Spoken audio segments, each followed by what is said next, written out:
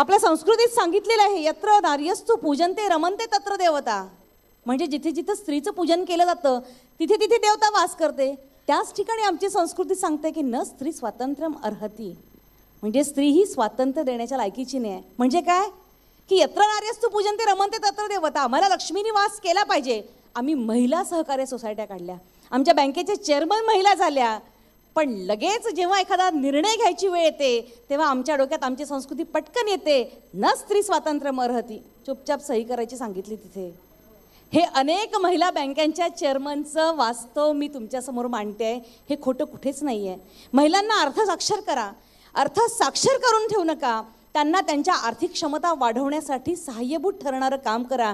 आणि केवळ आर्थिक साक्षरता वाढवून, आर्थिक सक्षमता वाढवून त्याच्या माध्यमातून अर्थार्जन होईल इथपर्यंत नाही, तर मिळवलेला पैसा खर्च करण्याचा निर्णय घेण्याची ताकद, तो निर्णय घेऊ देण्याची संमती आपण सगळ्यांनी या महिलांना दिली पाहिजे. निश्चित मला खात्री आहे, माणूस जर 100 रुपये घेऊन बाजारात गेला ना तर 100 रुपयाच्या वर काहीतरी खर्च करतो आणि 10 रुपयाची कुठेतरी उधारी करून घरी वापस येतो. 110 रुपये घरी आला तर 10 रुपये कमी पडले घेते त्याच्याकडनं. पण ती जर एखादी बाई 100 रुपये घेऊन गेली, ती तिचा सगळा बाजार 80 रुपयात करते, 20 रुपये घेऊन येते. त्या 20 रुपयातले 10 रुपये कुठेतरी लपून ठेवते. मी गणित सांगतो तुम्हाला बायकांचं. आम्ही पटकन ते 10 रुपये कुठेतरी घालतो, नवऱ्याला सांगतो 10 रुपये वाचून आणले. मग 10 रुपये जातात कुठे मित्रांनो? जेव्हा तुम्ही तुमचे खिशे वरती करता ना तेव्हा या मायमाहुल्यांनी ही हळूच लपवून ठेवलेली 10 रुपयाची नोट बाहेर निघते आणि तुमची वेळ साजरी होत असते. यापेक्षा सहकाराचं मोठं उदाहरण तुम्हाला काय द्यावं? अशा महिलांच्या हातात जर निश्चितपणे आपण एक आर्थिक साक्षरता देऊन, केवळ सहीबाई म्हणून नाही, तिला आर्थिक साक्षरता देणं गरजेचं आहे.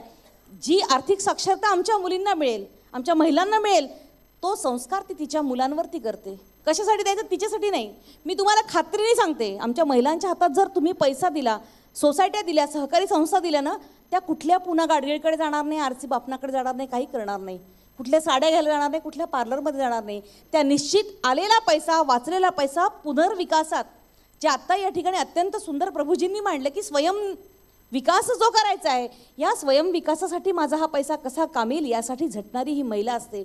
आणि म्हणून या सहकार चळवळीमध्ये या महिलांना सक्षम करणं, त्यांना पुढे आणणं, त्यांच्या हातामध्ये योग्य ते अधिकार देऊन ते अधिकार वापरणे इतकं त्यांना सक्षम करणं, केवळ आरक्षणाच्या माध्यमातून मी म्हणत नाही आहे. आरक्षण आहे म्हणून मग त्यांना ती आता काहीतरी संधी द्या बाबा, झेंडावंदनापुरतं जायचं, सहीपुरतं जायचं, कोरम पूर्ण झाला की घरी वापस यायचं, असं नको आहे.